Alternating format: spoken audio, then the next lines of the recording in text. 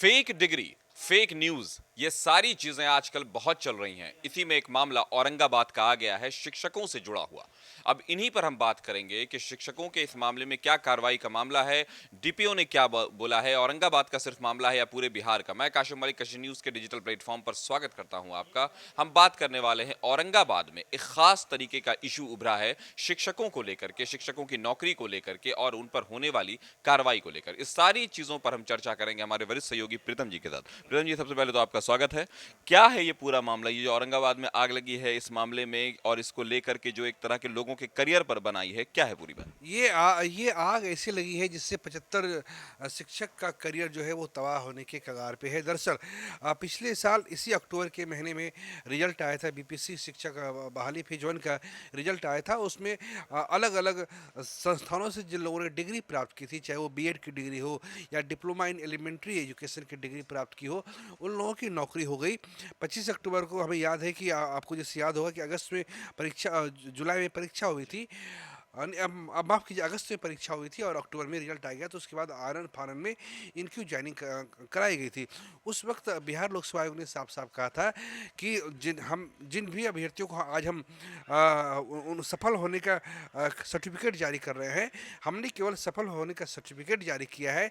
बाकी उनकी डिग्री सही है या नहीं है, ये जाने शिक्षा विभाग और जाने संबंधित जिलों के जिला शिक्षा पदाधिकारी। ये बातें उस समय खुद जो बीपीएससी के चेयरमैन अतुल प्रसाद जी थे, उन्होंने कहा था, और एक तरीके से उनकी बात भी सही थी। आपको याद होगा कि उसके बाद फिर गांधी मैदान में एक बहुत बड़ा जलसा किया गया था, जिसमें खुद माननीय मुख्यमंत्री जी ने लेटर बांटे थे, और हर जिले के जो प्रभारी मंत्री थे और जिला शिक्षा पदाधिकारी थे, उन्होंने नियुक्ति पत्र बांटे थे।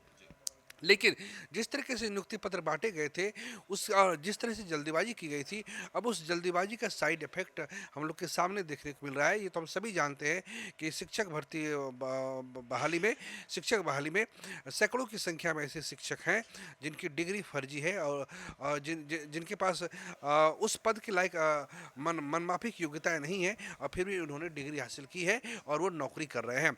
अब शिक्षा विभाग के ऊपर डिपेंड करता है कि ऐसे लोगों पर कार्रवाई कब होती है। इसी कड़ी में औरंगाबाद जो जिला है, औरंगाबाद के जिला शिक्षा पदाधिकारी के दफ्तर से जिला कार्यक्रम पदाधिकारी ने एक लेटर जारी किया है। टोटल 8 जिले हैं। 8 जिले के 8 माफ कीजिएगा, औरंगाबाद जिले के 8 प्रखंड के 75 वैसे शिक्षक जिन्होंने national institute of open schooling से डिग्री प्राप्त की है, अब उनकी डिग्री पे वहाँ का जिला शिक्षा पदाधिकारी, वहाँ के जिला शिक्षा पदाधिकारी और वहाँ का जिला शिक्षा कार्यालय खुद सवाल खड़े कर रहा है। और मेरे पास जो लेटर मैंने प्राप्त किया है अलग अलग सोर्स से, वो लेटर मैं दिखाता हूँ। ये देखिए, देव प्रखंड के कुल 9 शिक्षक हैं।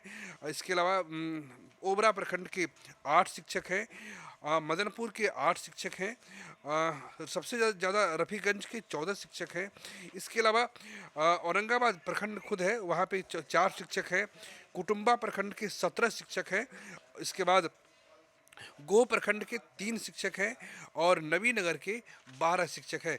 कुल मिला के ये संख्या नवीनगर और देव प्रखंड के 9 शिक्षक हैं। ओबरा पर कुल मिला के ये संख्या 75 रहती है।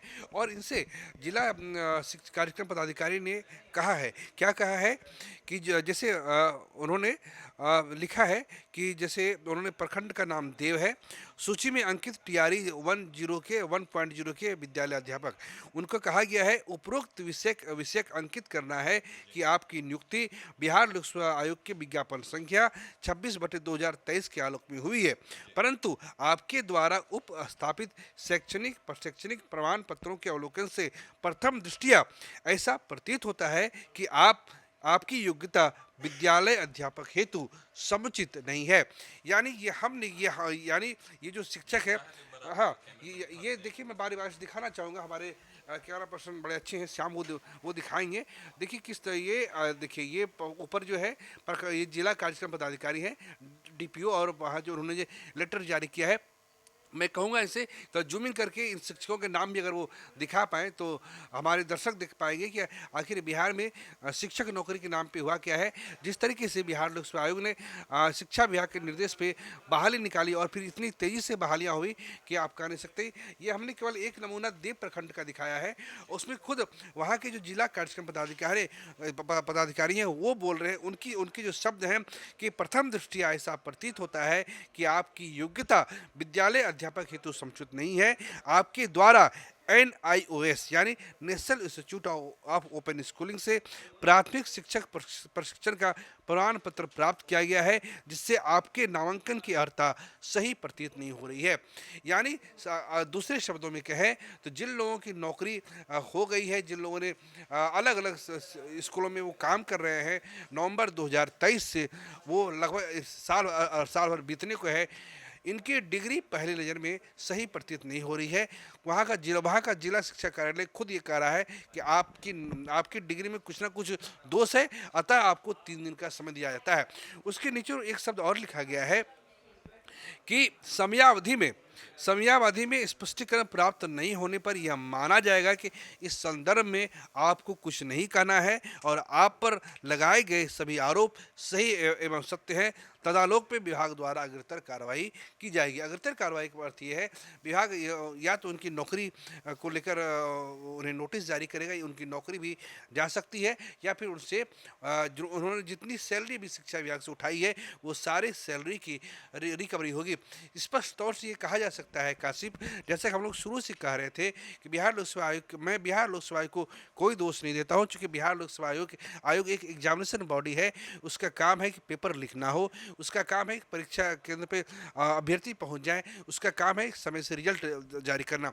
उसका ये काम कतई नहीं है कि जैसे मान लीजिए कोई पंकज पांडे नाम को कोई बंदा है, नवादा में काम करता है, तो उसकी बीएड की डिग्री, उसकी डीलेड की डिग्री, उसकी सीटेड की डिग्री, उसकी एसटीटी की डिग्री सही है या गलत है, ये जांचना शिक्षा विभाग का होता है। तो यहाँ दोष शिक्षा विभाग का होता है, जिसने फटाफट आनन फानन आंधी की तरह उन्होंने नौकरी निकाली और तूफान की तरह उन्होंने लोगों को बहाल किया। और उसी का ये परिणाम था कि आज बिहार के अलग अलग जिलों में जो शिक्षक तैनात है उनकी डिग्री पर गंभीर संदेह पैदा हो रहा है। इससे पहले समस्तीपुर का भी मामला सामने आया था और अलग अलग जिलों से, कटिहार से मामला सामने आया था, पूर्णिया से मामला सामने आया था, विभिन्न जिलों से जब मामले सामने आए हैं, जिससे ये प्रतीत होता है कि जिस नौकरी की वाहवाही सरकार के लोग लूट रहे हैं, उस नौकरी की वाहवाही में बहुत ही शाबाशी नहीं है, ताली नहीं है, बल्कि उसमें बहुत बड़े गंभीर आरोप है, जिस पे शिक्षा विभाग को जांच करना है। अब हम खुद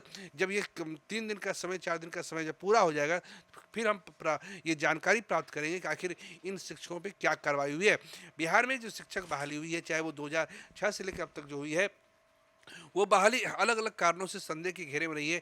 आपको याद होगा, हमारे दर्शक जानते होंगे कि पहले निगरानी के द्वारा 64,000 नियोजित शिक्षक ऐसे थे जिनका फोल्डर प्राप्त नहीं हुआ था। यानी फोल्डर का अर्थ ये हुआ कि उन्होंने अलग अलग जो शैक्षणिक और प्रशैक्षणिक जो डिग्रियां हासिल की थी वो फोल्डर प्राप्त नहीं हुआ था।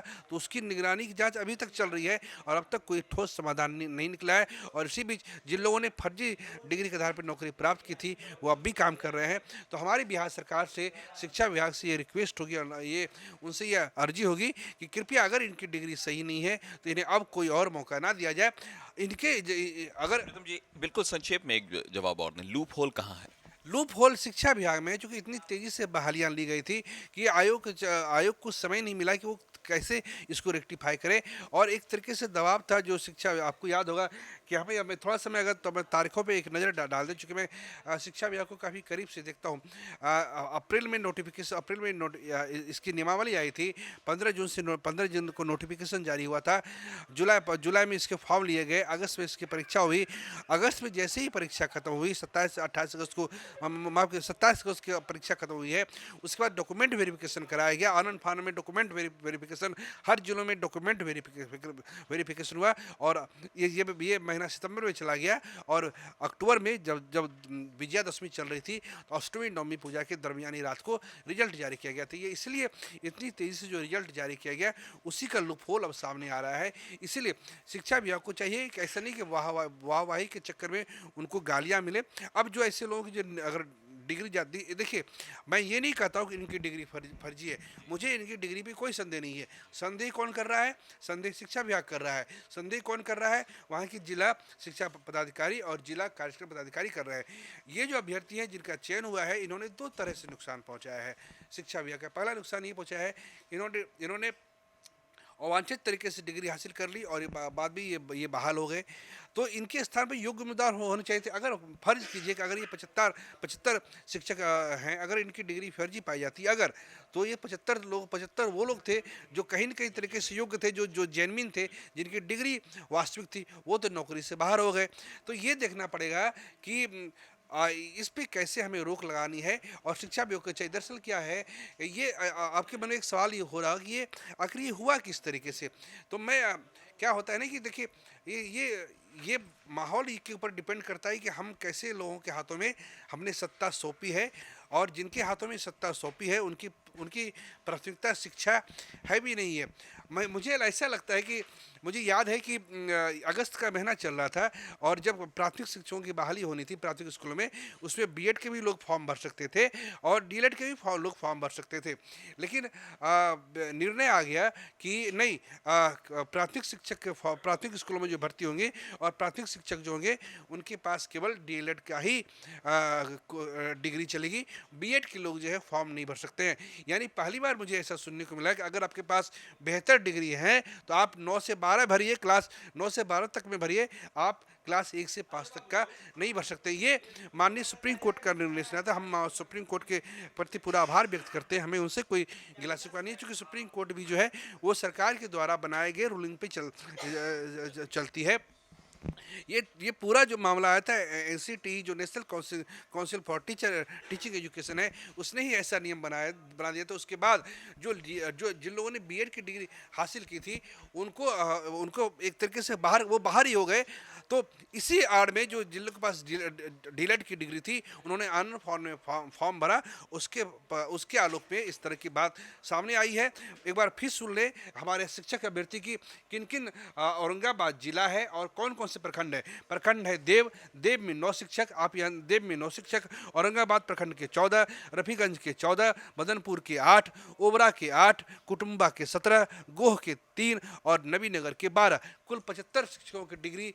शिक्षा विभाग ऐसा कह रहा है कि आपकी डिग्री में कुछ आशंका है, आपकी डिग्री सही प्रतीत नहीं हो रही है। हम यही तो हम ये कह सकते हैं कि 75 लोगों के सर्टिफिकेट पर एक तरह से डिग्रीज पर सवाल उठाया है अभी फिलहाल औरंगाबाद के डीपीओ ने, या कहें कि शिक्षा विभाग ने।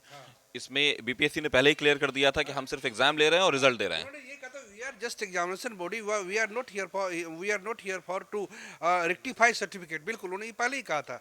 तब शिक्षा विभाग को तय करना है कि वो क्या करना चाहती है। तो अब शिक्षा विभाग को तय करना है, लेकिन सवाल यह है कि मुद्दा यह है कि लूप होल कैसे आते हैं। और जैसा कि प्रीतम जी ने बताया कि हड़बड़ी में, जैसे कहते हैं ना, हरी वरी एंड करी, इन 3 चीजों से बचना चाहिए। तो आखिरकार सरकार से कहां पे गलती हो गई, इस डिपार्टमेंट से कहां पर गलती हो गई, और इसका नतीजा ये रहा कि 75 शिक्षकों पर तो फिलहाल औरंगाबाद में उठा है, और जब पूरे राज्य में ये दौरा चलेगा तो कितने लोगों पर उठेगा। और जैसा कि हमने बताया आपको कि जो लोग, जिनको अधिकार था, जिनका ये हक था ये नौकरी मिलना, उनको नहीं मिल सकी और फर्जी डिग्री वालों को मिल गई। अगर ऐसा होता है तब आप क्या सोचते हैं, इस पर कमेंट सेक्शन में जरूर हमें बताएं। और अगर आपने अभी तक हमारे चैनल को सब्सक्राइब नहीं किया है तो जरूर कर दें, और अगर फेसबुक पर देख रहे हैं तो लाइक करना ना भूलें। नमस्कार।